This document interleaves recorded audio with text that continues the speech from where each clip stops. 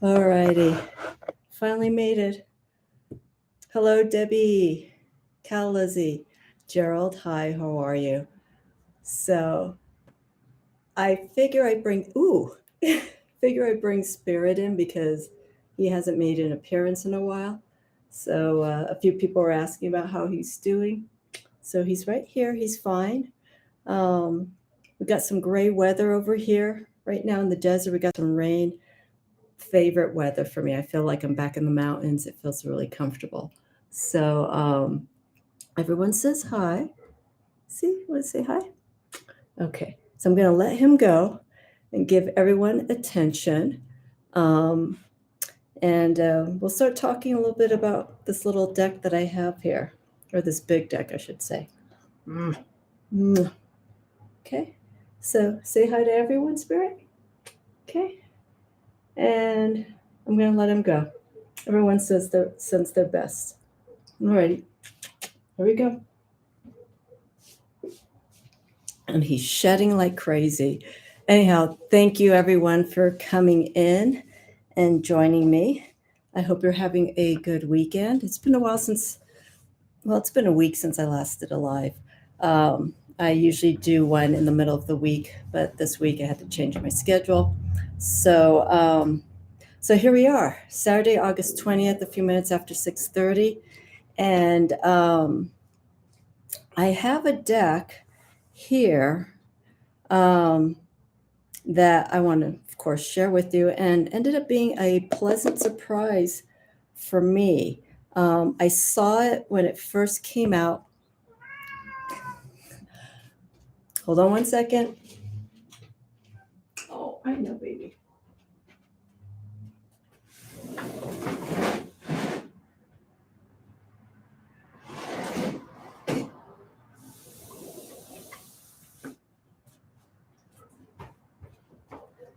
Alrighty. I saw it when it first came out a while ago, and I didn't know quite what to make of it. So a few months ago, someone shared a post on Instagram about this deck, and I thought, you know what? Let me check this deck out. It's something out of the ordinary. I know I'm building it up. It's something out of the ordinary from what I normally work with, and I figure I need to have at least a deck that is lighthearted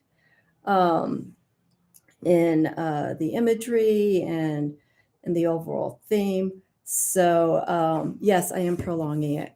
So anyhow, the deck that I have here, and I put a mention to Gerald about this deck, and Gerald, I think this would be a deck that we can do a deck casual about. You tell me what you think. All right, so here it is. The deck that I got here is the Pulp Tarot by Todd Alcott. So people know that I like vintage, traditional, and I think that was primarily the draw to this because it doesn't have anything modern. Everything is 30s, 40s, 50s. And because I've been on this stroll down memory lane of going with older decks, the timing was just right. So I'm not going to do a walkthrough. Gerald has this deck, so I thought it was just interesting timing that I was going to announce this deck, and he showed it just this past week in one of his lives. And it's like, oh, okay, I'm going to mention that I have a little surprise for him. So this deck here, the creator, Todd Alcott, has to be around my age. He must be a Gen Xer because his work, he does a lot of retro posters and style of work from the 70s, 80s, but putting them in a different context. And his style, he even uses like bands like Sonic Youth, Nirvana, uses lyrics or a title of a song and puts it into these beautiful posters. So the name is let me just spell it here so that everyone can see. It's Todd Alcott. So anyone who is like a Gen Xer or likes stuff from the 80s, 90s, take a look at his work. His poster work is phenomenal. And I believe he is based in Los Angeles.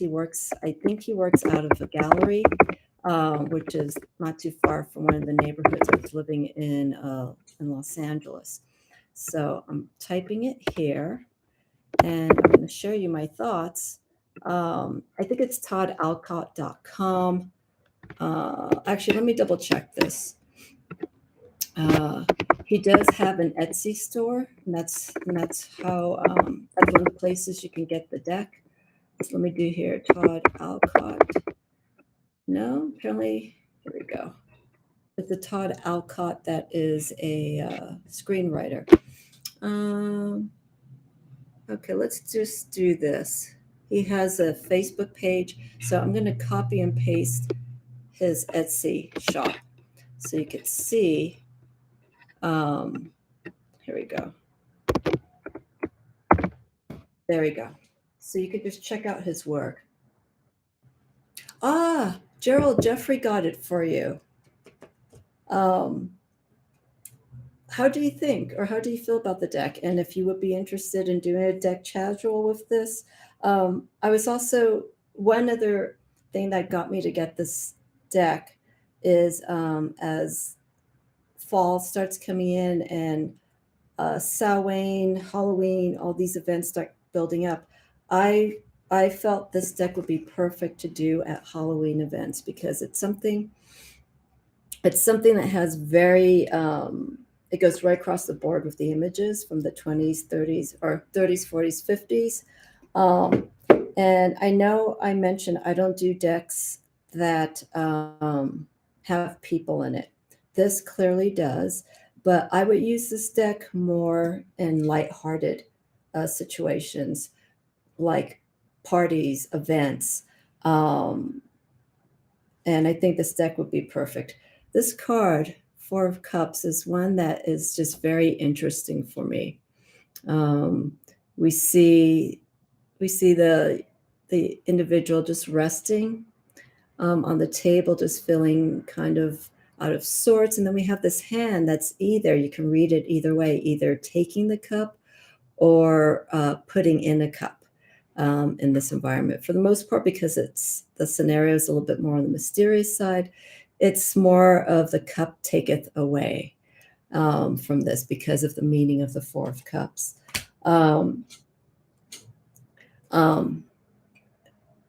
Okay. All right. Sounds good.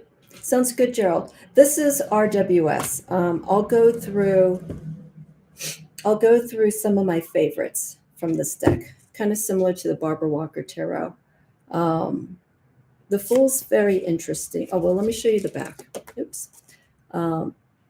If you don't look closely, it just looks like it's a bunch of blocks that is red and black, but it has the Pulp Tarot.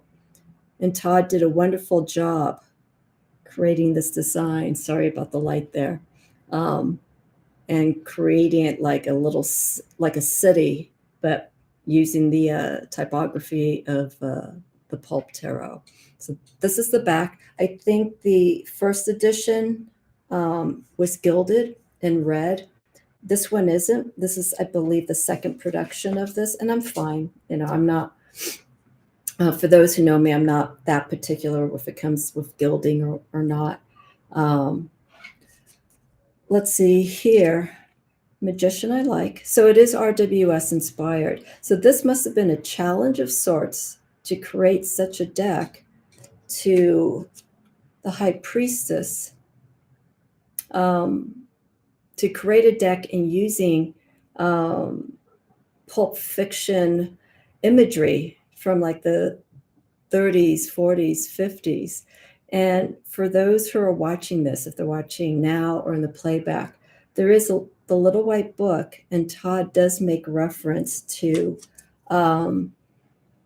some of the inspiration of where these images come from, but he doesn't make mention of where all of these are from. So this is something that I can maybe do some research on and just see where the origins of the image came in to inspire. Here's the emperor. Some of these are based from films, so I can sort of kind of figure out which film or which TV show it came from. Let's see here. Cal, let's see. The deck is very Norrish, correct. And I like when the cards allow us to have variety in the story. Yeah, I mean, you could read anything into this. Now, what's interesting is I remember when I was younger, I wanted to be, well, in my 20s, I wanted to do graphic design. And I remember paying attention as a youngin', watching, movies and looking at the design of the movie posters. So some of the typography rings a bell to me. This I'm not too sure where this is from. I mean, the type font. And then we have here the chariot. This is very 60s. I'm going to move closer so you could see this. But yeah, it's very playful, and I like this, and I think this deck is good because it gets me out of that that direct focus that I have with my practice. So strength, pretty straightforward. So as I'm showing these, I'm going to go through this quickly because I don't want it to be a complete flip through. This I think came from. This is from a movie poster, and I cannot remember where this is from. Cal, Lizzie, or Gerald, do some of these? I know, Gerald, you already have the deck. If anyone can name the movie poster or maybe the book cover from some of these, let me know. This is pretty cartoonish, Wheel of Fortune. And there is an indentation, not in the card, but it's here. It's almost like the box that you open up. If you were to open up a box and, unstick it and lay it out flat, this is almost what it looks like. Like this is the lid and this is the back part of it. Diana Rigg, yes, thank you. Let me go back to this one. That's right, from the Avengers. From the Avengers, yes. This one is it kicks ass. This one is just wonderful. Pam Grier. This one is just beautiful. And if you're familiar with Pam Grier from the 70s, she was in quite a few of the what they call Black exploitation films, and she was the tough mama in films at that time. Beautiful woman, very strong. Someone you don't want to cross paths and say something that would just stir her up. So Justice, this is a beautiful depiction of that. And again, too, there's not a crease in the card. It's just they made it very old school. This one I know is from, who's the actor? It's on the tip of my tongue, from the 70s.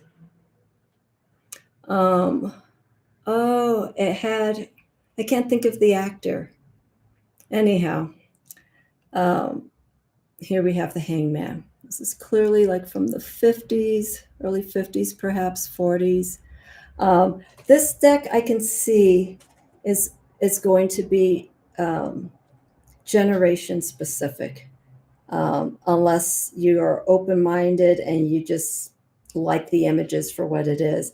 But for those who are Gen Xers, or even the people, the yuppies, I'm trying to think of the name, would easily relate to this, even our parents. So we have Death. This is straight from the 50s, like the horror genre, the comics. I'm going to move closer. Lee, no, not Lee Majors. No,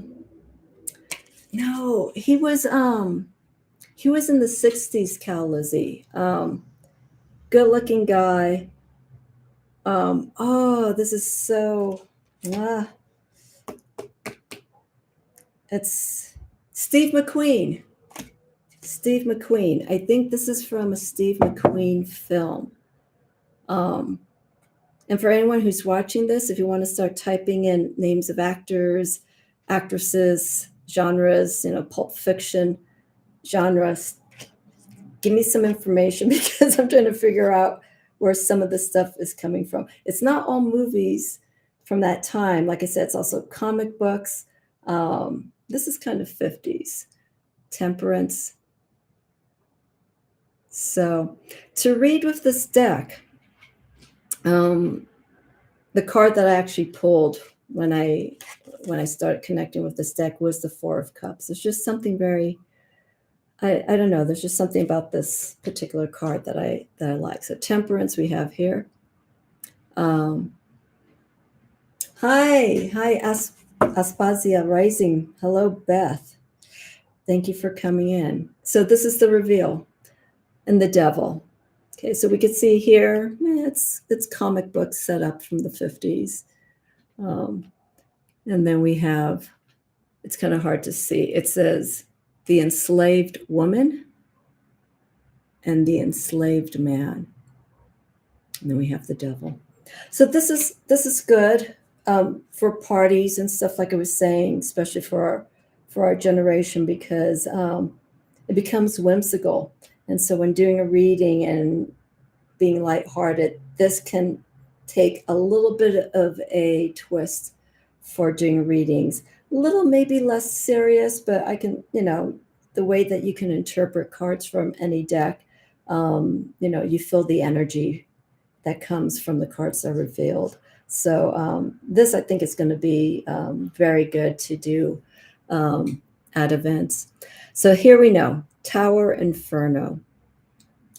And so I remember when that film came out, everyone was scared about their office buildings catching on fire.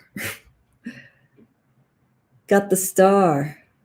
This one's more, I think, 20s, 30s. Flapper girl, in a sense. And so we have here the stars that she is embraced by on either side. We got the cups there. We don't see her standing. We don't see 1 foot in water, 1 foot on land. But the premise of the star is there. What the star represents for healing, visionary aspects, seeing things from a different perspective. Let me look at the comments here. In a million years, I wouldn't have seen this deck and said, oh my gosh. I know. See, that's what I'm saying. Paul Newman. Yes, Paul Newman's another one. Yeah, it's as you missed, Beth, what I was mentioning about this deck. I think it's good to have a deck that is just a little lighthearted. And there are some decks, quite a few decks out there that put humor into it, but there isn't humor in this. It's just the genre that it covers, and it just suited me well because I like, the old school, the vintage stuff from back 30s, 40s, 50s, and to see it applied in such a way by Todd Alcott to, create a Pulp Fiction style tarot deck, I think is wonderful. There is a tarot deck called the Pulp. What's it called? Is it called Pulp Tarot? All these names, people are taking names and they're using it, but it's not in relation to one deck. It's relation to something else. It's very confusing.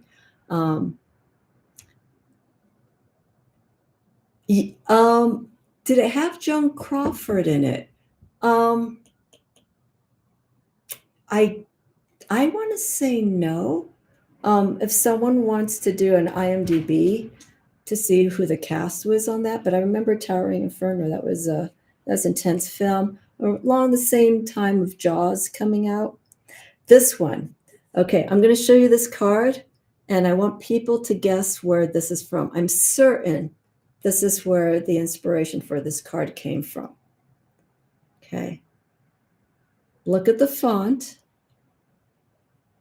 Okay, look at the font. Oh, is the star young John possibly. Yeah, I caught on. Thank you. It could be. So I'm going to hold this up. I want someone to guess what this,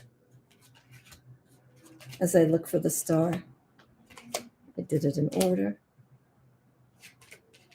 Can anyone guess? Okay, so here's the star. It could be. Possibly. I mean, I can take a look at it and see Joan Crawford. But can anyone guess? I'll give you a guess. It's a horror film. I'm certain this is another thing to do with the Pulp Tarot, is like invite some people over and try to guess, the genre, the film, the book. I am guessing this is The Omen, because I think there's a scene, or there is with Damien. Remember Damien's riding that car and hits his mom, Lee Remick, and she falls down the stairs. I think this could be The Omen. Yeah. I mean, Damien was dark-haired. Here we have a blonde child. So, but I do remember the font from the movie. It was very simple, and it was like The Omen, and it wasn't block letters. It was just outlined like this. So I think it's The Omen. Yeah. Anybody who named their child Damien around that time kind of had a stigma because of that movie. Like Carrie, it's amazing the influence that films have when they have, if they're named after, a name of someone. Got Judgment here. I think this is from The Mummy. Oh, yeah. Yeah, I remember that, Cal Lizzie. It was a pretty intense film. It came quite a few years after The Exorcist. But I think this is The Mummy with the way the hand is. Yeah, it came a few years, and then, of course, there were sequels with The Exorcist, The Omen. I'm trying to think of other films. Those were the ones that really stuck out for me. But yeah, Damien was pretty intense. Or The Omen. Here I have The World. Now this one, I'm going to read from the book, because when I saw this, I thought of the band New Order. And I think one of their earlier records that they released, they had a cover that was similar to this. And so I couldn't quite, oh yes, Night of the Living Dead. Yeah. But remember the font. Okay, the font is also is a powerful part of the design of a poster or whatnot. So if you have a font that's very strong, like Jaws, we had the JAWS, the J dropped, AW was, I believe, in the middle, and the S dropped. So you remember it. And when you look at the design of that poster of Jaws, when you look at it, the lettering, it actually, Jaws looks like a mouth, because we have the J that's dropped and the S that's dropped. It's almost like the mouth that's open. It's some really brilliant design work when it comes to this, because it's also subliminal. So we look at these cards, and like I said, this kind of takes me back to New Order. So Gerald, you know what I'm talking about? Yeah, it was a very simple record cover, and I think it had arrows and stuff like this. But let me read here. Okay, and this is the little white book. So for the world, I'm not going to read the whole thing. It's paragraph, which I like. Not many pages about it. Here we go. I'm going to hold this up as I read from it. It's not quite what I thought, the world card would be for a deck, but it's fine. I figured the world would be something a little bit more outlandish, but it doesn't have to be, right? The world is ruled by Saturn, so it's discipline, it's structure, and that's what we see here. So the design for the world, adapted from a mid-century art show poster, abruptly strays from the world of pulp and into the world of post-war. There we go. Of post-war mid-century design, sleek, abstract, international, as the card symbolizes the act of completion. And if you look closely here, we have the world card that he placed there for reference. So, for possibly for those who just can't relate to the RWS version of the world, we have it right here. And then he has his initials. His initials are throughout the deck, but it's small enough it doesn't bother me. For some people it might, but it doesn't. I'm certain someone's going to trim this. Whoever has this deck, maybe Don from Boho Tarot, may get this deck and take a whack at it. Borders don't bother me because I like here with the wands. I just like the white. We got the scene, and then we got the border. It works totally fine for me. And you can't even see it because the light's actually burning it out a bit. But let me check back here with the comments. I was just looking at Jaws cards yesterday with that font. Yeah, so that was one of the things that I was excited about when beginning to get into graphic design, and I didn't finish the program. I barely got through the first semester because it was so hard. But there's, besides the graphic message, of the font, is also the layout, how everything is relating to the font, but also the imagery. So it creates the mood, it creates that environment. And here we have the little squiggly line there for a wand. But the minor arcana tends to follow with the Rider-Waite-Smith. Okay, just the imagery is different. This Three of Wands is really nice. It's very like landing on a planet. This is like, oh, what was that film that came out in the 50s? Is it Forbidden Planet? Where I think the space crew was wearing something very cool like this. Very space age, and had the fishbowl helmet for as part of their outfit. So this, I like the Three of Wands. Quite different, quite a different environment. It's like we have we see the potential of what's there. We see it in the lightness, but we also have, the moon. This is almost like the sun energy and the moon energy. I'm sorry for the glare. I'm going to move this back here a bit. Okay, so I'm going to move me. Okay. Let me see here. Oh, yes, Cal Lizzie. Hang on one second. Yeah, it does. It is Pan Am. It is very Pan Am. Because they did have that on their logo. International. Very good. See, I love when people can just like really fill in the blanks here. That's excellent. In this deck, the border is yeah, I believe so. Yes, Gerald. The borders are part of it. Todd is a designer, so I know he knows what he was thinking. Here's our Four of Wands. Very, very outgoing.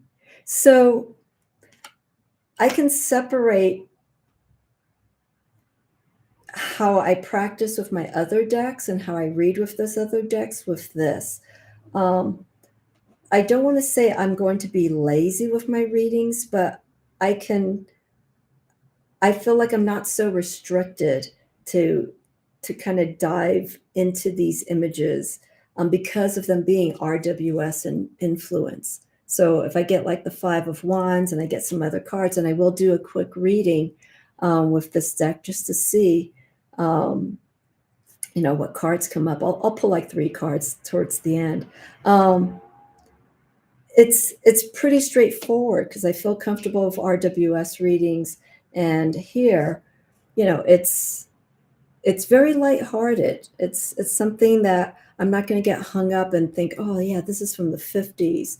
You could apply that kind of interpretation if you are reading for someone who's from a particular genre, like our parents or maybe grandparents.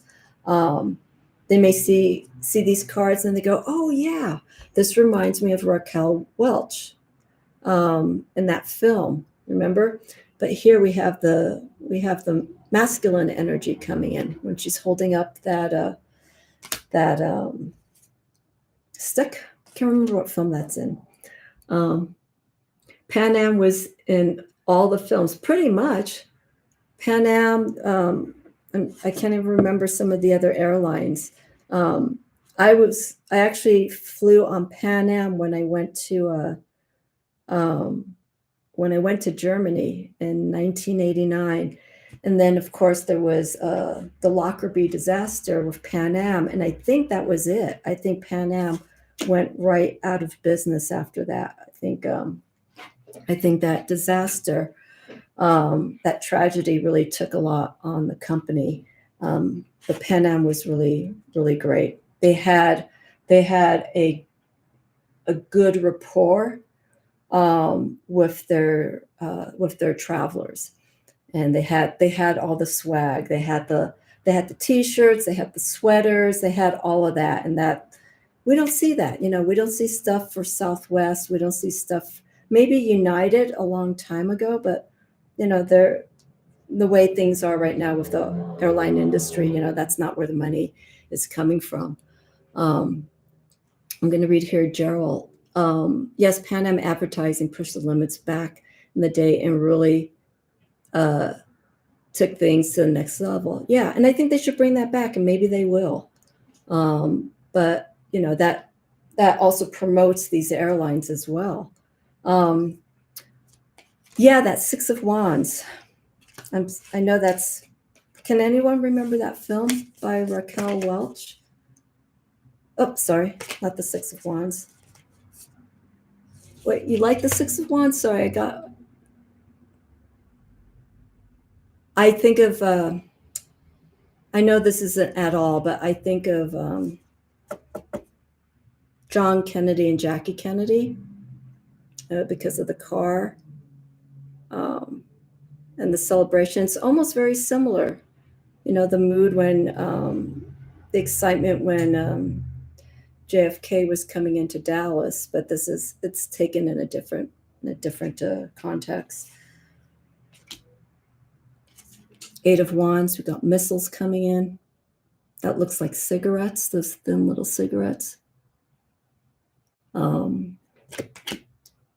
Let's see here. Okay, so let me show you my favorites because I don't want to go through this. I love this 10 of Wands. I think this really sums up the energy. We have the color 1 million BC. Yes, that's it. Yeah, 1 million BC. This I like. I mean, we know what the 10 of Wands is, but I like the representation of this. So what's interesting here is the pages, or I'm sorry, the court cards are different. So the court cards I have to kind of work through a little bit. And here we have the Page of Wands.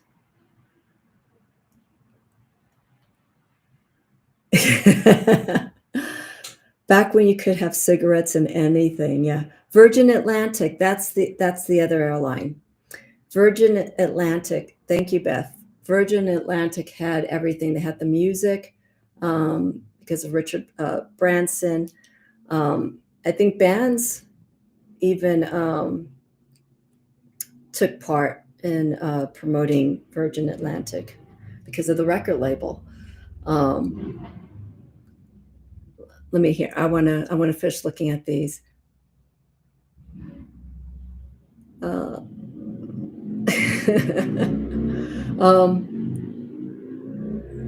Yeah, I agree, Gerald. You right here. The deck does really. Let me start over. This deck does really well for storytelling readings. Yeah, because of the way everything is set up. But here, this Page of Wands, I have to look at it. Okay, so I have to think about this. We got the wands. We have someone who looks somewhat young in this image. I love this though. I think this is the salamander. Yep, that's a salamander. So we see the flames building up. These look like pyramids here. Very Art Deco. Yes. Yes. Here's something Steve McQueenish with the hot rods. So Knight of Wands. I'm not showing you my favorites yet. Queen of Wands. This is something probably from the 40s. We have the black cat there. This is a very Halloweenish looking Queen of Wands. It's like a warm reddish orange color, and we have the black lettering of the wands highlighted with yellow. And then just a very regal, but relaxed queen with the black cat. Myrna-Loy, okay. So Cal Lizzie, I don't know, you're going to get this deck too? And here's our King of Wands. This is very nice. I like how Todd keeps the salamander and the wand. We still have the sprouts, the sprouting leaves here. Okay. So my lighting it's going a little darker. So regal, but very louche. I have never heard that term before. Is that how I pronounce it? Louche? Louche. Yeah, the red, obviously for the fiery energy, is maintained in the court cards, with the exception of this one, which is totally fine. It doesn't have to be literal, it doesn't have to literally have that red color or some of the identity that we have with these suits. Yes, I know, right, Gerald? But this was one of these stacks. I like this Ace of Cups. And then we have the cups symbol. Now look at the change of the font. Okay. This is becoming more like a graphic design critique of this deck because I love the design aspect. So here we have the wands. It's bold, but not so overpowering. Here we have the cups. Okay, I'm talking about the type font. It's bold, but it's using the colors of blue. And this is consistent. This is a beautiful Two of Cups.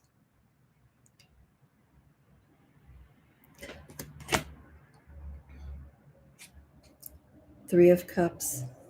So again, there is distressing in the image, but there's no damage done to the deck itself. So I don't want anyone to see this and go, oh my God, the deck is all damaged. It's like, no, it's intended like that. And here's our Four of Cups.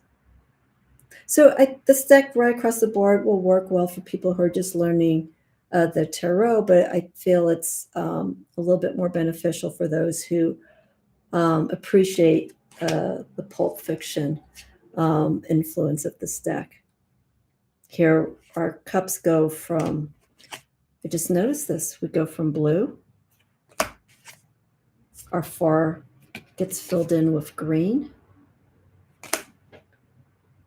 And then 5 would go into the yellowy orange colors. This is very playful. This is like from the late 60s, early 70s, like some of the coloring books. This looks like it's denim right here. Talk about a trip through memory lane, right? Going back to grade school. Let's see here. Yeah, Beth. That's where I was pointing out the fonts and especially with the major arcana, you know. So someone stated Night of the Living Dead. That's another one. I think of the Mummy, but I think it's just because of the hand. I think when they did the remake of the Mummy, they used a similar font and they had the hand coming up. I believe the original Mummy was with Boris Karloff, one of my favorite actors. I love the 7 of Cups. Look at this. And this is almost like a Zoltar. Not quite, but you know, everyone knows Zoltar when you travel and you go to the bus stations or you go into certain places, you put in $1. I don't know how much Zoltar is being charged or he's charging for his readings. Doesn't look like him because Zoltar has the big, thick mustache, but this just kind of sets me back. Like from the 40s, 50s, the turban. But this is beautiful. All the different options that you have to choose from.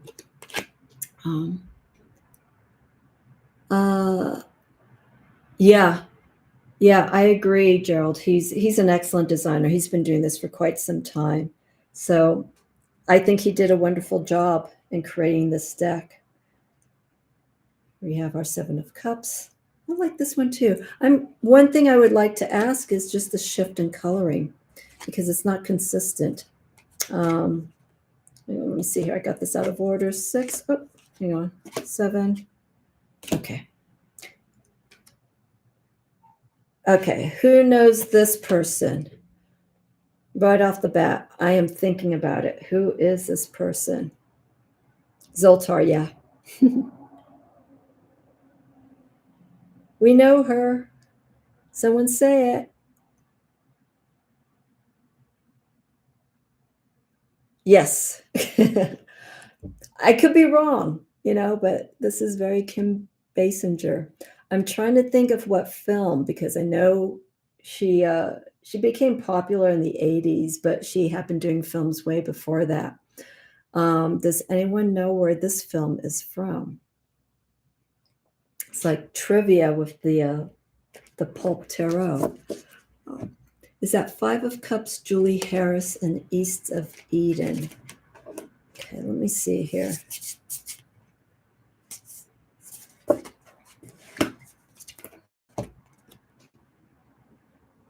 Is this a scene from the movie East of Eden? I can't recall if I've seen this film or not, but this looks more like a scene from it. I'll move closer so you could see it. Like a young schoolgirl with the red shoes, white socks, very 50s. The bobby socks, that's what I was trying to think of. Okay. And the 10 of Cups here, I think this is just, I don't think this makes reference to a particular movie or book. This is a very, at first I thought they were at a bowling alley. I don't know why I was thinking this. Hi, Julianne. Thanks for popping in. Welcome aboard. So I'm showing the Pulp, I was going to say the Pulp Fiction Tarot, the Pulp Tarot deck. Yeah, it looks like they're bowling. I mean, I'm looking at the wood floors and stuff, but this is actually a bench. I was thinking about that cradle that holds the balls when it comes in after you've gone to hit the pins, but it isn't. Can't figure this out.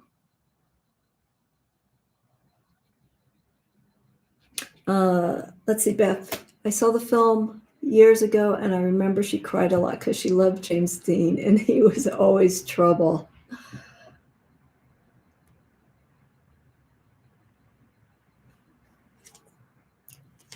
Yeah, I don't know the Housewives Tarot. Maybe it's a modern, well, probably not a modern edition because this is all pulp imagery.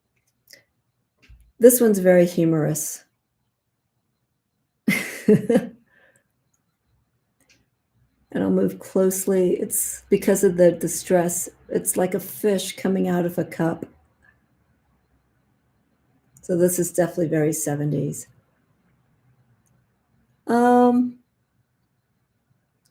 Yeah, I'm thinking Sally Field. Yeah.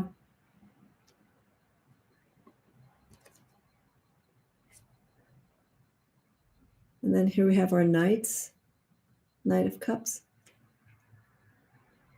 So the court cards, as you can see, there's not a running theme. You know, this, I mean, look how different it is. It doesn't stay with the same genre. I'm almost, when I see this, I'm thinking Monty Python. Because I can't tell what's really on what he's holding in his right hand. It's very hard to see.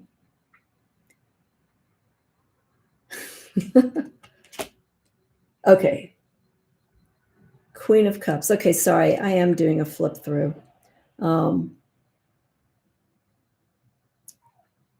The Three Musketeers? Actually, yes. Yes. Beth and Lizzie, you guys are great. I wish all of us were here at the table and we could just start, pulling reference to where these images are coming from. Okay, this one I think is a little obvious.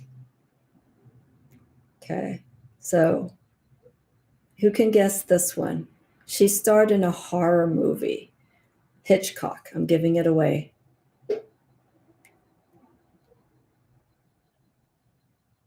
Yes, that's what I'm guessing. Tippi Hedren. Yeah, because of her face. I can't remember. Oh wow, she was Tony Curtis. Tony Curtis's wife was in Psycho. Maybe looks a little bit like her. Maybe a little bit. Yes, Janet Leigh. Thank you. Thank you. Wow, everyone here is excellent with the trivia. King of Cups, this is just, I don't know. This is like something that you would see in a Sears catalog from the 1950s. When they didn't have a model, they did the illustration. So I kind of think about like J.C. Penney's from the 70s and Sears. And the background is a yacht. So this is our Cancer, King of Cups. Ah, that could be it. That could be it, Beth.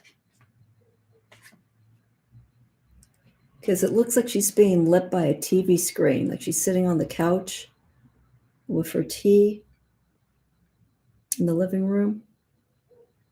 Her dress is beautiful, with the powder blue shoes. All righty. The swords here, let's see here. Okay, I'm 50 minutes into this. The swords here are pretty, they're pretty traditional in a sense.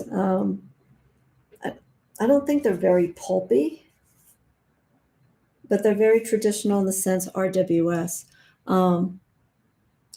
Let's see here.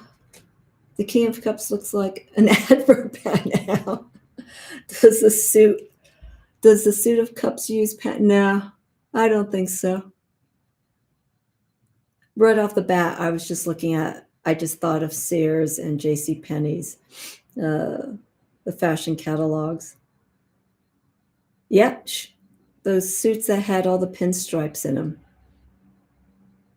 And I think the suits back then, the way that they're styled, I think it's pretty much the way here, dictates the level of importance that person had. So someone who has the King of Cups, someone who's very like CEO, someone who's in the higher end of the corporate world.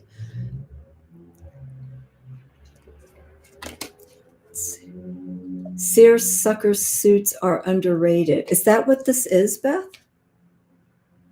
Is this a seersucker?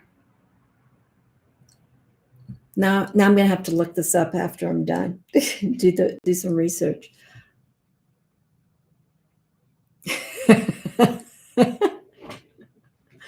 I miss the time when we wore pants that actually hit the real waist, but that's just me. Yeah, a lot of the pants nowadays are hip. You know, the top part of the pants hits just like at the top of the hip line for females. So like hip hugging jeans and stuff like that. They're low cut. Yeah, those days are gone. Men's suits now seem like they are a size and a half too small. Yeah, but I think that was pretty much the same back in the 50s, Julia and Victoria. Everyone was slim.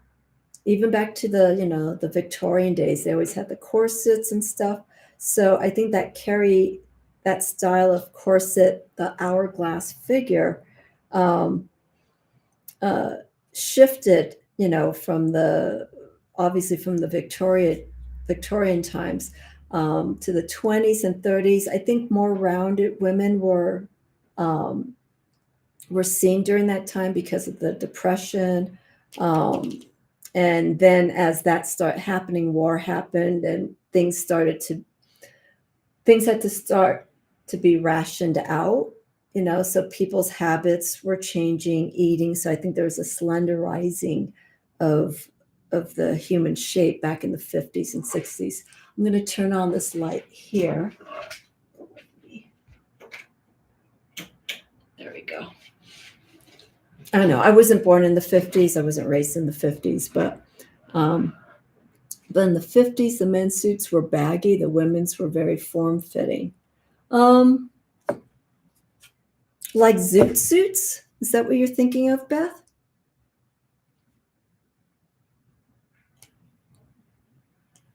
The days before 24/7 leisure wear. Okay.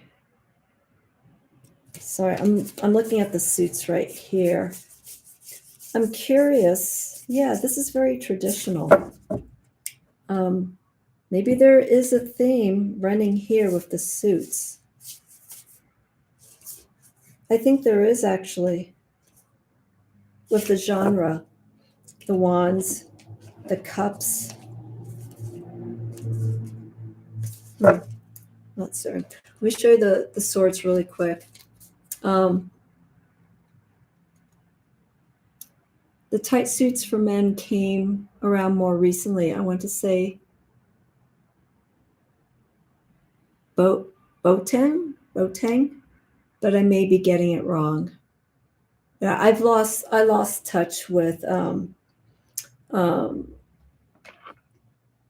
fashion once I stopped doing production work. I know I almost want to say that it was very casual, the way suits were designed. I was speaking to a young man a few weeks ago, who worked at a suit shop, and he was saying that velvet jackets are starting to come back for men. So it looks like there's a 70s maybe revival of those kinds of suits. I'm not certain. Okay, I'm going to let the chat go on. So here are the swords. So this is what I'm saying, that this suit in particular feels a little bit more traditional. Okay, I'm trying to separate these here. Like, this is very clear, 2 of swords. Straightforward. 4 of swords. This I like because we get a wider view of the 4 of swords. We have the sword in front. We have 1 on her right, 2 on her left. And there's a picture right above. Looks like mother and child. Very interesting. A bit regal here. I'm going to move this closer. 6 of swords. I like the 6 of swords. Yeah, she's not dead. I mean, the 4 of swords is just more of restlessness. It's not necessarily an end for me. I like the 7 of swords. So she's holding these and getting ready to throw them, and the safe here.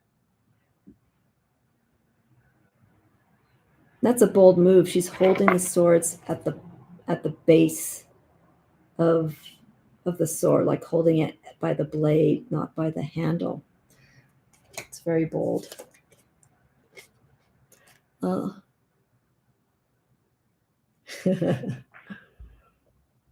Here's this one, our 8 of swords. So you can see what I'm saying. This seems very traditional in the sense that it goes with the Rider-Waite-Smith. Just the imagery is slightly different. Now I'm going to move closer. Oh, look at this. Hold on 1 second. Hold on 1 second. Okay, look at this card here, everyone. Okay, look at the detail. I just picked up on something here. Look what's here. 9 of swords. So there's a relationship. Doesn't have to be literally, but with the 5 of swords and 9 of swords.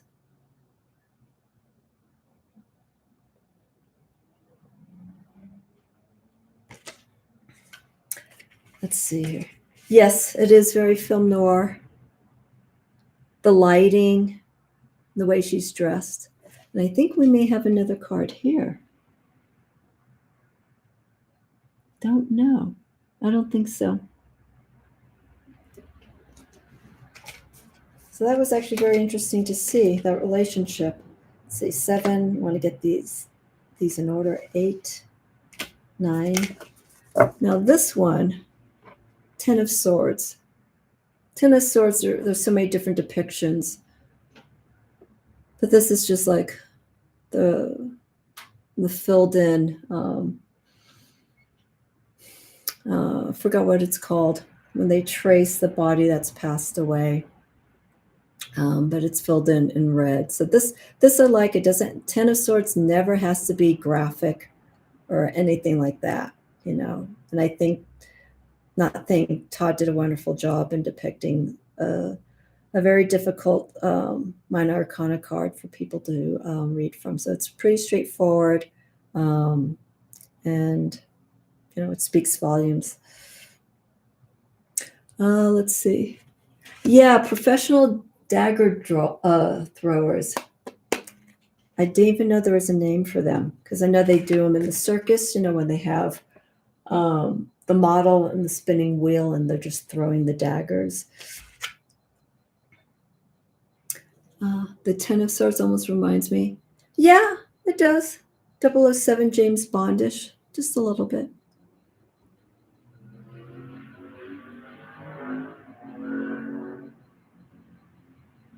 Police thing. I don't understand, Lizzie. Police thing. I have memory like. Oh, okay. You have memory like Swiss cheese sometimes. Okay, it's totally fine. It'll probably come back later on, right? Okay, so let me go through. And for those who are watching, joining in, I am doing a reveal of a deck that I just, well, I've had for a little bit. Oh, I got to do the pages. Not pages, the court of court cards for the swords. This is the Pulp Tarot. So, and I'll recap what I said earlier for those who are coming in. Okay, so here is. So there isn't a continuity, obviously, throughout this deck. But the swords, for me, after looking at the cups and the wands, holds pretty much more of a traditional feel. Here, the Queen of Swords. Not really smiling, but, you know, thrusting that sword forward. The King of Swords. This is obviously of someone. Can't figure out what it is or who it is. Bye, Gerald. Thank you so much for coming in. Let me know if you feel like doing a casual about this with this deck. It'll be fun. Joseph Cotton. Okay. I've heard the name Joseph Cotton. I don't know who he looks like, so I'm going to have to look that one up.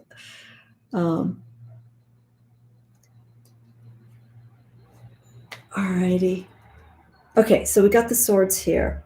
So I'm going to show you really quickly so far where we are.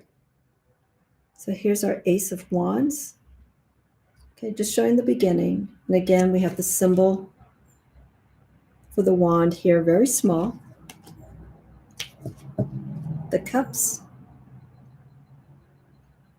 right there, and they're the little symbol is throughout the entire suit. The swords, they don't have anything because of the design. So the sword is the crisscross because the layout of this is quite different. The font on the King of Swords looks like a font from a cigarette ad.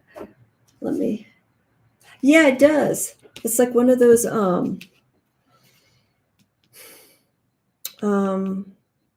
not Marlboro.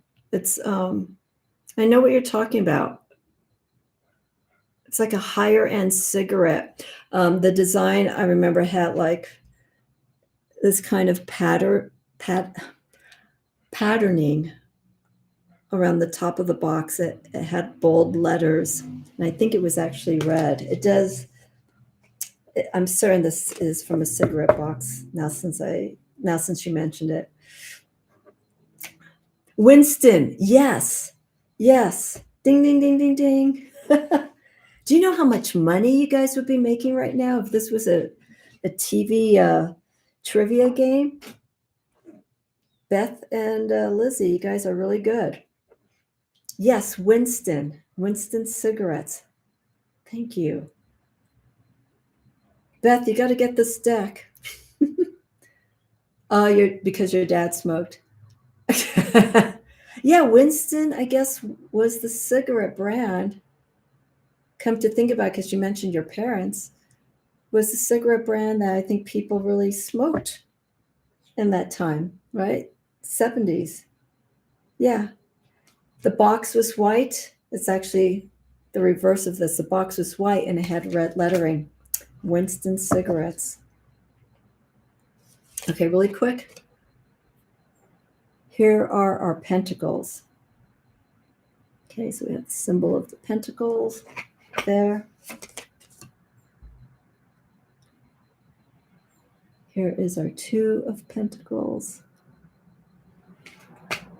Pentacles I'm going to have to work with because it is a little different. Okay, here is our Three. Okay, the Three of Pentacles, I can see this. You're building up the plan, working with others, you know, putting all your hard effort into something. This looks very mobster-like. In fact, it probably is because we got the gun there. Four of Pentacles. I know where this movie is from. I think it was a movie that came out. It's not Quicksand. Beth or Lizzie, do you know? A bank heist, yes. Peter Pan for the Two of Pentacles, you say? Let me see here. Okay. I know of Mary Martin. I have to look at it. But one thing I needed to point out is we got two boats right there. They're on the waves. I'm trying to think where this movie is from. I almost want to say it's a horror movie. Another horror movie. Chinatown. I'm thinking Chinatown with this. I don't know why. So here's our Five of Pentacles.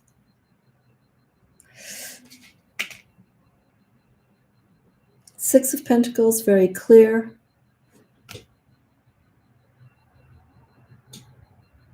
And here we have,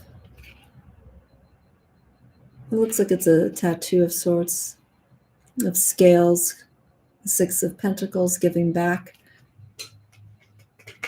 for what you've gained. And I got to do this reading for you too, so let me go through this very quickly. Here's our Seven of Pentacles.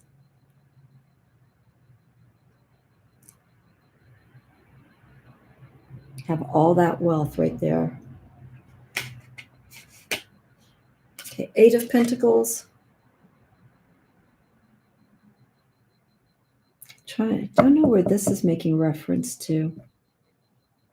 Joan Collins for the Seven. Yes. Looks just like her, doesn't it? And her character and some of the roles that she's played in films. This one's sort of, I don't know, late 60s. Instead of the pentacles, I could almost see peace signs in the background. Here's the artist, painting the scene. He's painting a pentacle there. Not looking at the model, but painting the pentacle. Let's see, that is our 8, 9. This actress looks familiar. I just can't think of who this person is. I'm going to lower. There we go. I'm going to lower the light on me.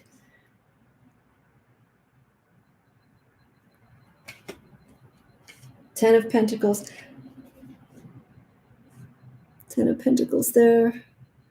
Another family scene, kind of similar to the Ten of Wands. Let me pull these. Pull this Ten of Wands here. Nope, not the Ten of Wands. I'm sorry. That was the Ten of Cups. Because I have my court cards here. Bear with me.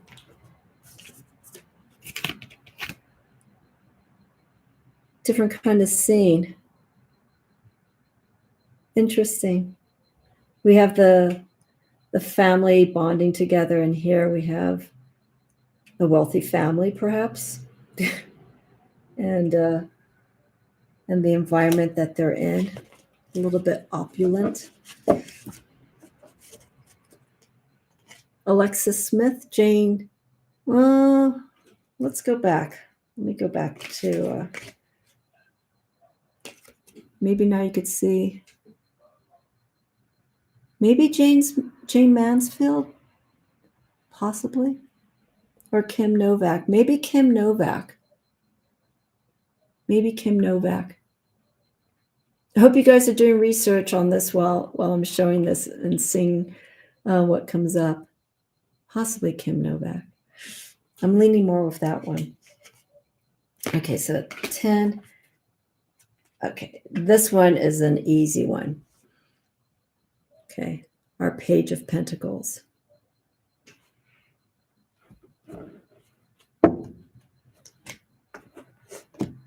Wonderful actress. Actress that represented class. Yeah, Hepburn. She was an ambassador. Can't remember. Ambassador, diplomat. The work that she did a lot of work for charity, for humanity, humanity purposes. Sabrina, yes. Yep. Oh, Veronica Lake. Yes. There you go. Hang on a second. Veronica Lake. But she had dark hair, did she not? Unless she went blonde at some point. Veronica Lake. Veronica Lake, Kim Novak. Okay. Getting through this. Here is the Knight of Pentacles. Yes, thank you. Thank you, Beth. Oh, so she was always a blonde, Veronica Lake? Okay. George Peppard, yes. Yes.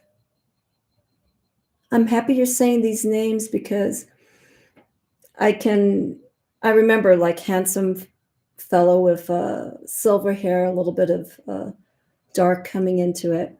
I cannot remember was he like in a series like The Police from the 50s or 60s? Was there like a police TV series that he was in? Because that's what I'm thinking about when I see that card and seeing that image of him. Let's see, hang on 1 second. I think I got my cups mixed up here. All righty. Ah, okay. But for some reason I was thinking he was in crime shows, crime TV shows. Oh. Okay, our Queen of Pentacles. Can someone name this one? I don't know where this one's from.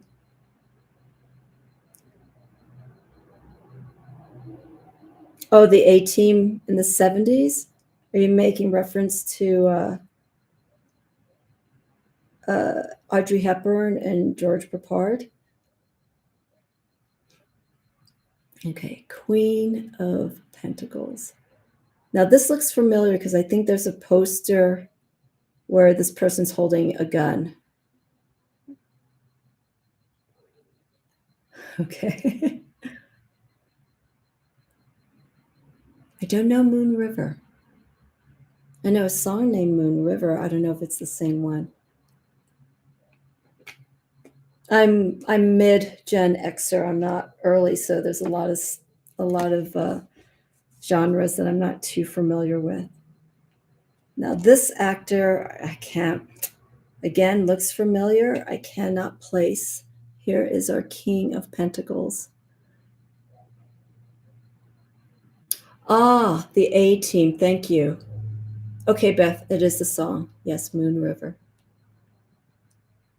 Okay. So I know who this one is.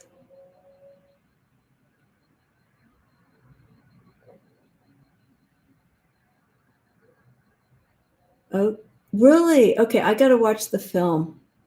I think I may have seen it. I can't remember. Maybe I've seen parts of it.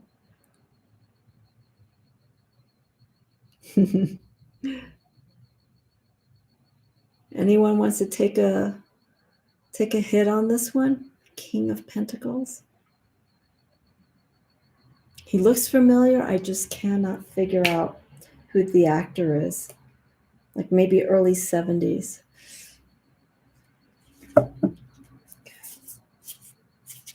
So that's the Pulp Tarot. So this is wonderful to go through this. Like I said, I think out of all the suits, this one's very traditional. Imagery a little bit closer to RWS. It does hit upon a few pulp imagery, pulp fiction-like imagery, the film noir. Pentacles, probably more 40s, 50s. Up here. Whoops, dealing with money. Loss. Oops. The Pentacles, the font's very interesting too. It's like right across. This is the same kind of font that's used on the book, so it's very strong. This is very Pulp Fiction inspired. Who is Mr. Dynasty? I saw Capote jogging through the lobby at the plaza, only he would be jogging at the plaza. Foresight. Yes.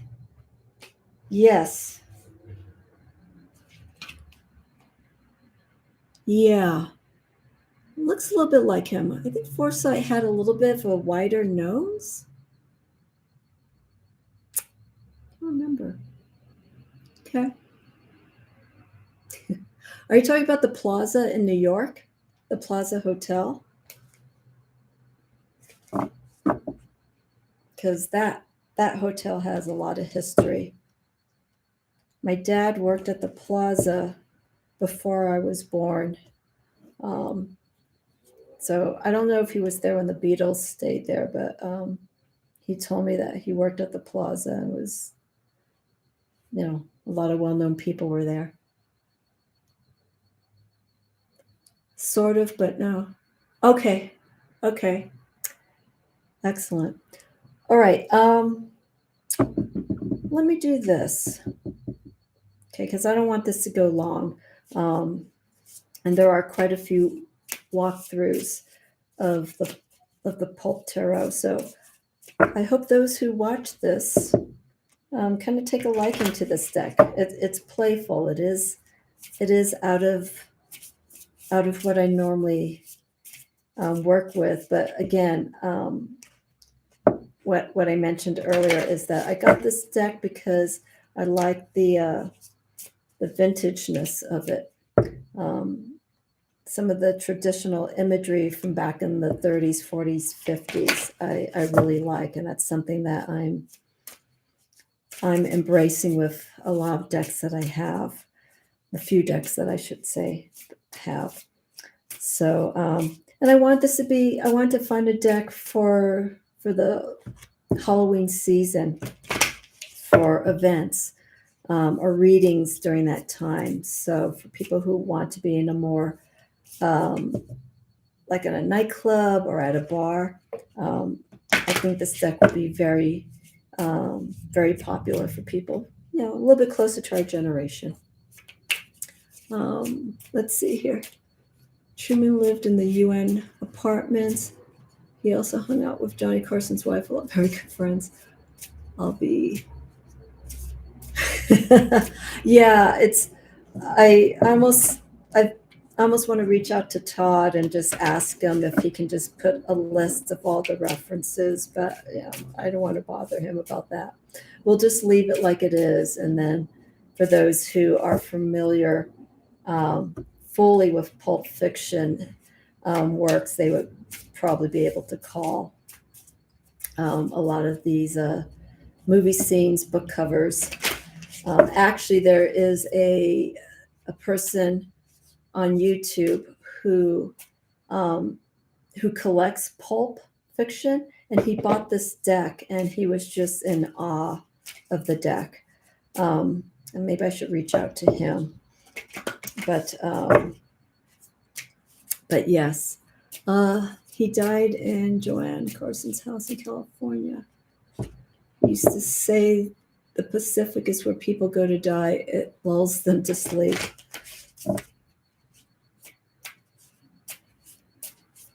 Huh, the Pacific Ocean? Yeah. If you're up in Malibu, if you're up in the hills, we hear the ocean when you're on top of but you're in the distance, but you're like on top of a hill. It does have a very soothing tone to it. So yeah, I could see that. Okay, so I'm shuffling these. Okay, so I'm going to just pull one card from Major Arcana and one card from the Minor Arcana, maybe two. Let's see how this deck reads. This is going to take a while for me to shuffle because I really need to mix up the Arcana of each of the suits. So, okay, so I'm with my swords. Then I mix. I have a way that when I get a new deck, that I shuffle these. So I'll probably do an episode in the future with this deck just to do readings exclusively with the Pulp Tarot. And I like to get people's reactions on this, because I think it would be a very interesting take to someone's question. He was a New Yorker.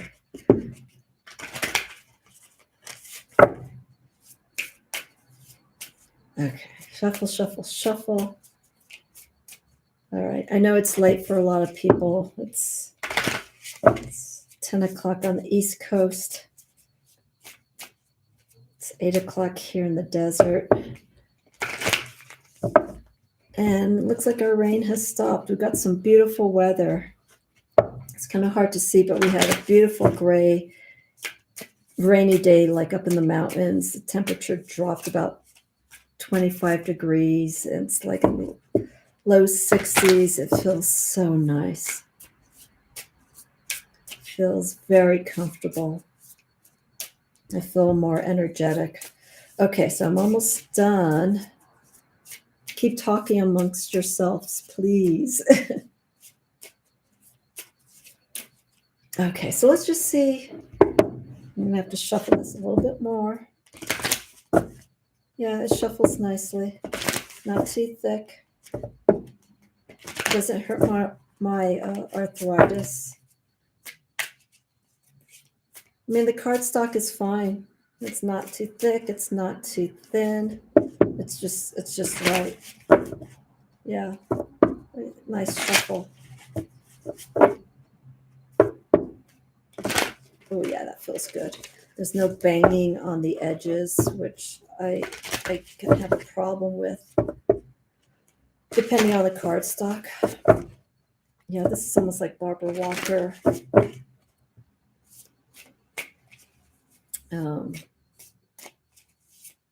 Barbara Walker Guild Tarot kind of weight. So let me think. The Guild Tarot I think is slightly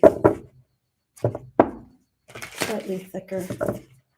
All right, so while I'm shuffling this and people are signing off, I will be doing live readings tomorrow, probably not with this deck. And then this week we move into Virgo.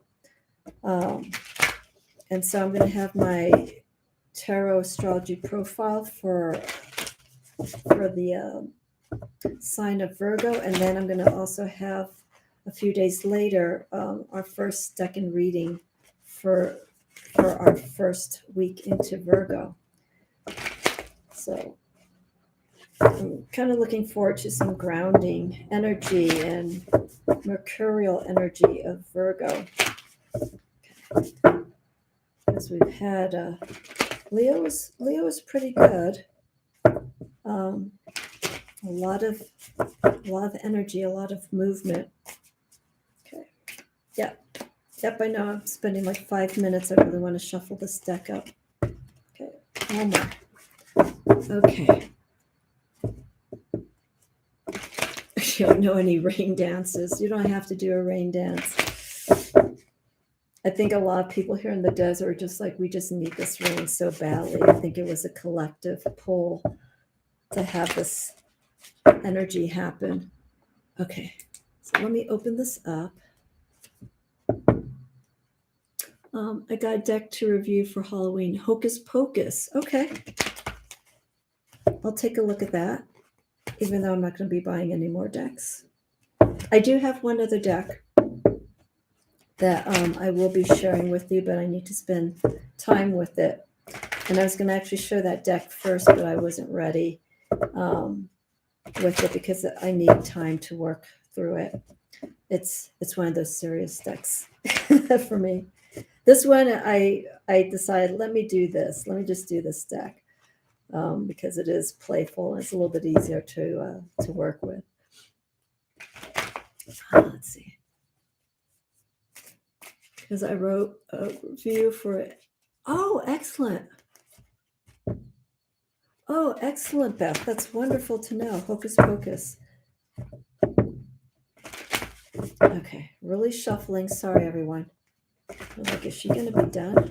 Okay, so let's see here. I said I was going to pull Major Arcana, one card from the majors, and then 2 or 3, but I just went ahead and shuffled. Okay, I can't stop shuffling. All right, here we go.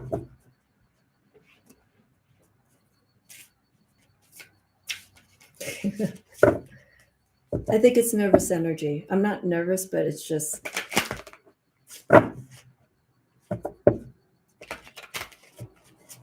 gives me something to do. Alrighty.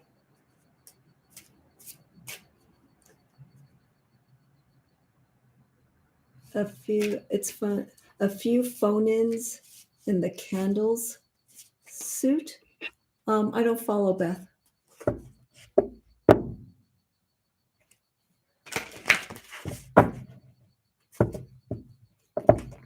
I'm guessing the suit and Hocus Pocus is all candles, right? Okay, let's do this reading here. Okay, I'll just pull 2 cards.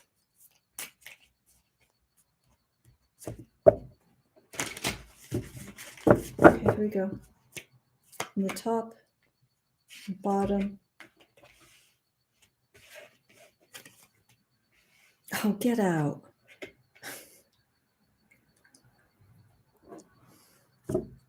I think I'm going to have a wonderful relationship with this deck. Okay, so the candles are the wands. Okay. Cal Lizzie.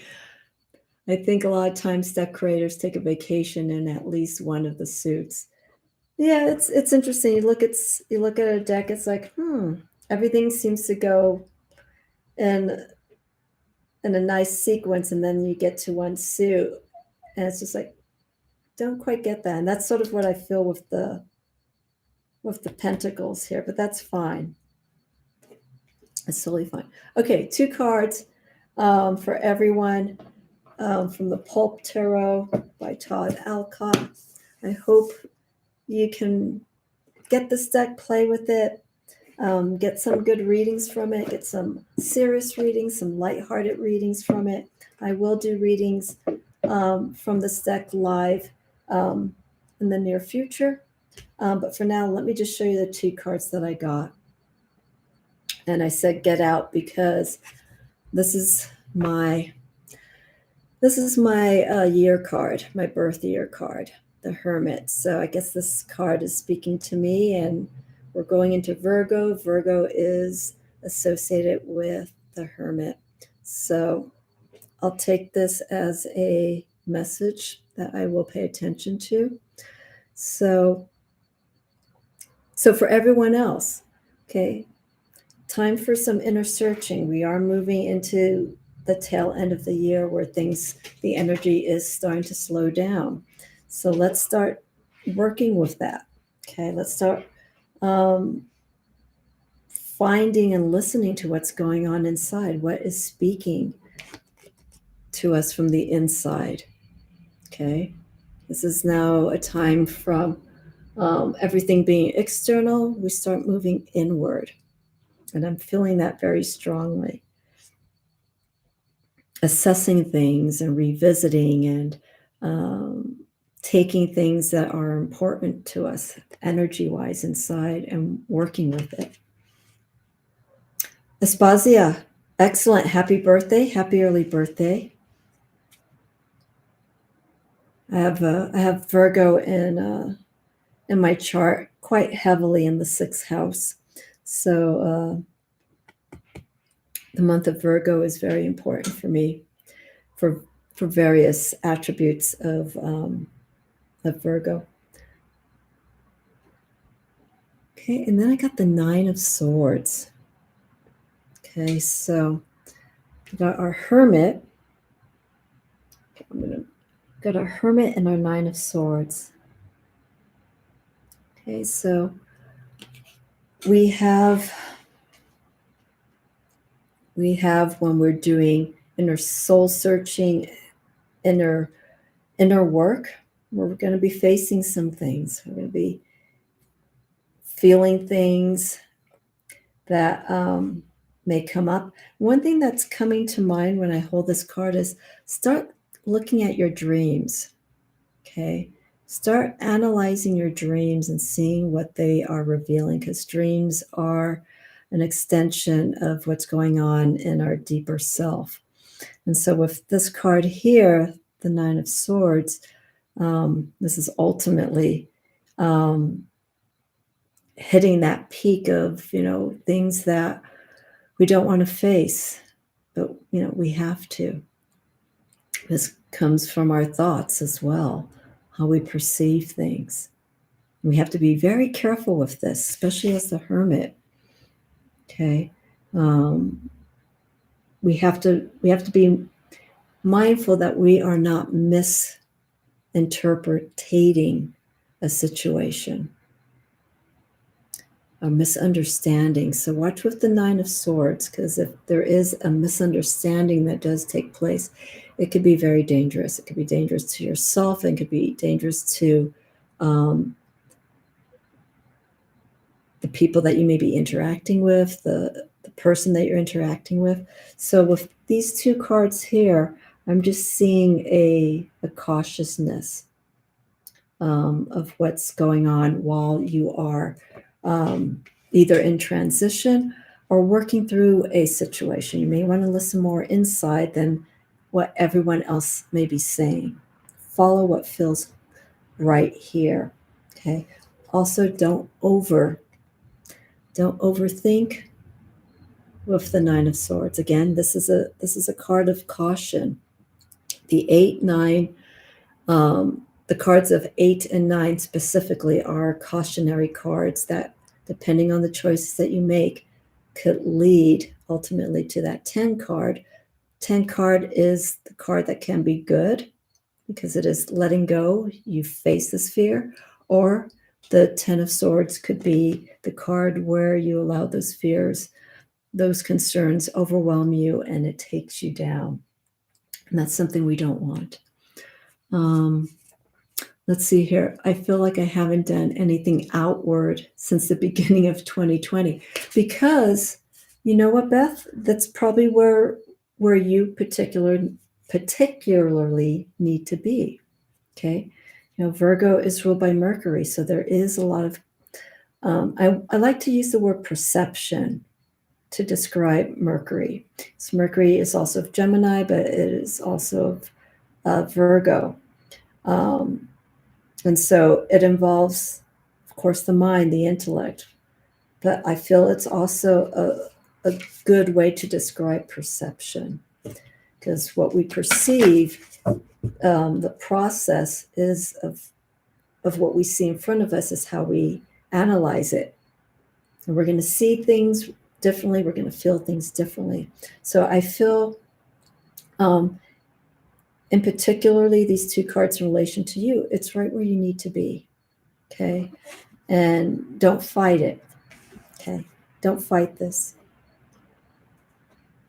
Okay, we're going to be in this. I'm in this. And let's see here. Oh God, my dreams have been very vivid, and my ex-husband pops up in them. So weird, and just start happening. Yeah, it's just interesting. I've had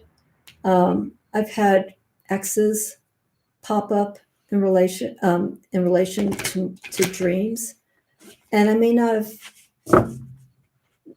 even had a thought about them, but something, dreams, our psyche is very powerful. There's something that we may have missed in our conscious state that just triggered something, and we go to sleep, and all of a sudden this person that you haven't seen or talked to comes in your dream, because there is a connection, energy wise, feelings, whatever, to that source that we still need to work through.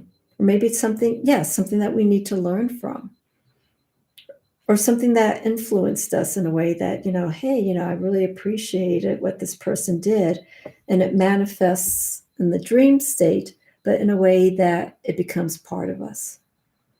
So yeah, I totally understand when it comes to having people that, you haven't seen in a long time, and they come into your dreams. There's a trigger.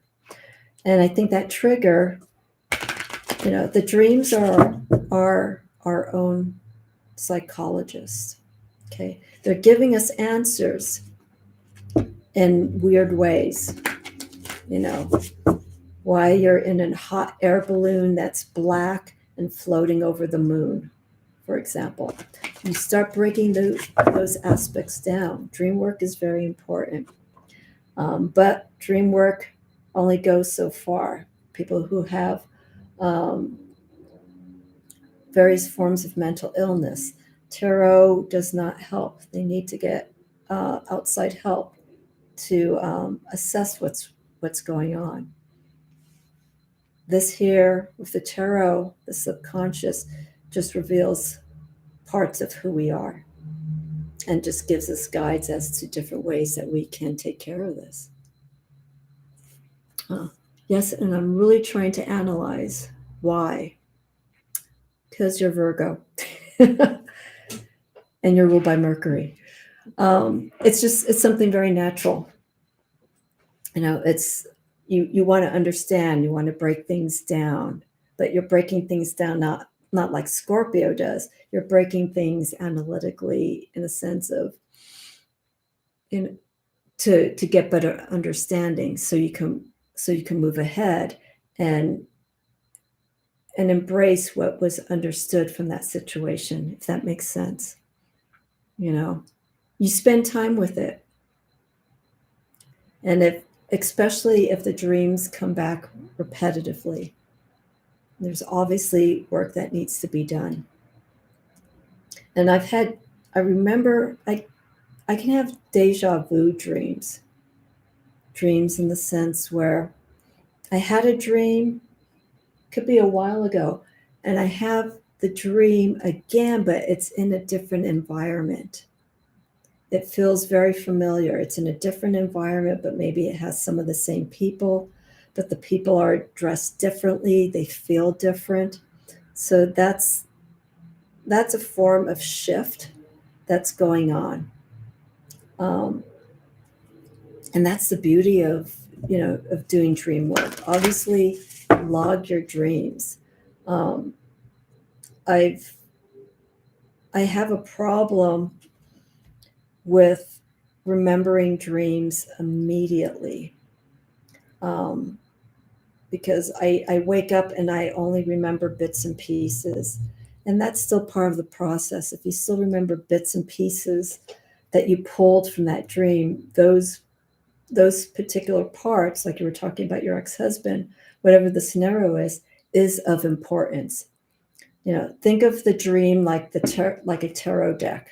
Okay, there's different sequences that come in. There are different role models or archetypes that come into that dream state, and they stand out for a particular reason. because there's something that is of connection. That's why and I'm going to do tonight because it's been a while. When I pull cards before I go to sleep, I tend to pull just the major arcana, because pull a card from the major arcana, one of those archetypes, because I feel it's very important. And it's a guide that I feel I can use to maybe help me walk through what's going on subconsciously. Told since I have a hard time remembering the dreams, and this has been happening for weeks now. Again, Beth, if you can't remember all of the dreams, just write down, like I said, some of the key points. There are some people who do I should say vocalizations. They do dictation. They have like a tape recorder or their phone, and they wake up and they just start dropping in key things that they've recalled from their dream, like yellow boat, green dress, blue dog, stuff like that. And sometimes also what happens to me with dream recollection is I may not remember it immediately, but at certain parts of the day, not certain parts, but throughout the day, I get flashbacks of a scene from a dream, one that maybe I didn't remember when I wake up. So there's trigger points. I feel strongly about this. I feel there's trigger points consciously that something moves you throughout the day, and it reminds you of the dream that you just had, or even a dream that you may have had maybe a few days ago, maybe a week ago. It's interesting how the mind and the consciousness process information, and how it brings it back up, how it regurgitates it under different times. It's amazing. Okay, so that was the Hermit and the Nine of Swords to work with. Okay, that's it. It is 8 o'clock here, a little bit after 8:15. Join me tomorrow for live readings. I think that will be, 4 o'clock my time. So that'll be 3 o'clock Pacific, 6 o'clock Eastern Daylight Time. For those who've been popping in and out, thank you for watching. And of course, Lizzie and Beth, Aspasia Rising, Gerald, Debbie 777, thank you for checking in. Julianne Victoria, and I think I may have been missing a few other people because some people popped in and then they left. I got a long list of people here. I think this is primarily who I had here.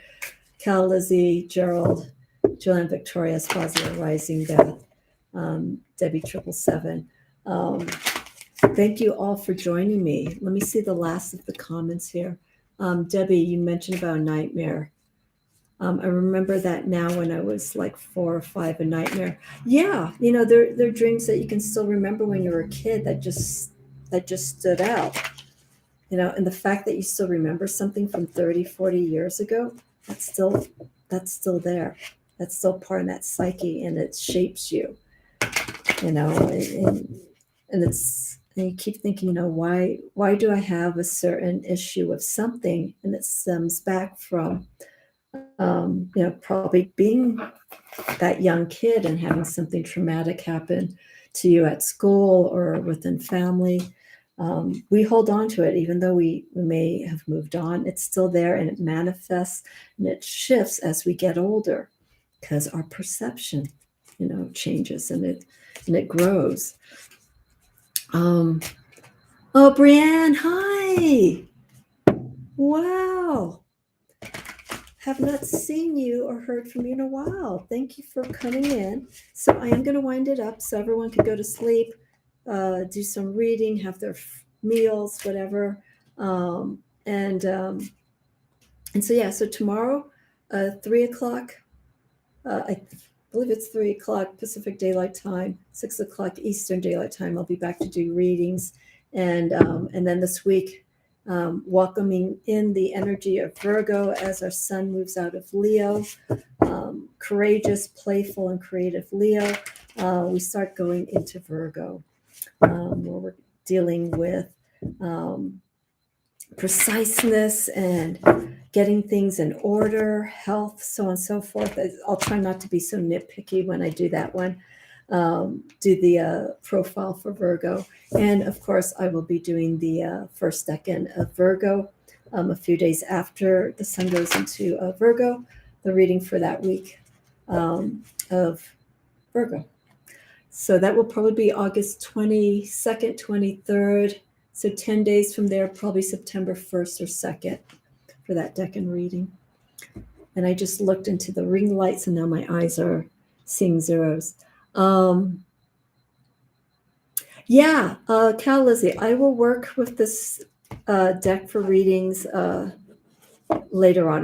When I get a deck, I work with it a little bit, but for me to do readings, I want to feel comfortable. Even though it's RWS, I just want to, I want to connect to it and feel good about it. Not that I won't. Yeah, childhood dreams, we never forget, the scary monster that's underneath the bed or the bear or the dog. It tends to be animals sometimes, depending on, the situation. I remember when I first met my spirit guides, I was around 6 or 7. Good, I need some Virgo energy to rearrange my decks in a new bookcase thing. Well, there's quite a few Virgos that take part in this take part in my channel. We have Beth and we have Ange, who's Virgo. We have Jonathan, he's Virgo as well. And then, the rising and the moon signs I feel count as well for that Virgo influence, because it is in our chart and it does shape us to who we are. Okay, so that was the long of it. That's the live for the Pulp Tarot. If you guys do get this deck, let me know how it works for you. This deck you can get through Amazon. No, not through Amazon. I'm sorry, through Etsy. You can find it in a few independent bookstores. I found this at an independent bookstore. And so support the small businesses if you can. And so this is a fun deck, but those two decks right off, or these two cards right out of this deck, the Hermit and the Nine of Swords, was a pretty strong message. So I think don't judge the book by its cover. There's probably more to this deck than meets the eye. Alrighty. Okay, thank you, Lizzie. Thank you so much. Oh, see? So invite people. Let them know about this channel. Yes, I will see you all tomorrow. And then I'm going to record those Virgo episodes probably tomorrow, because I'm off tomorrow, and I want to try and get as much done as I can, like a Virgo. Utilize the time, get stuff done, put it in an orderly fashion. All right. Thank you, everyone. Have a wonderful evening. I hope you enjoy this. I will see you again tomorrow. And everyone, sweet dreams. Okay. And write down these little significators that come up in dreams. They're very important. And maybe pull a card on it too, if it's something that's very important. Okay, signing off. Thank you, everyone. Hugs to you as well.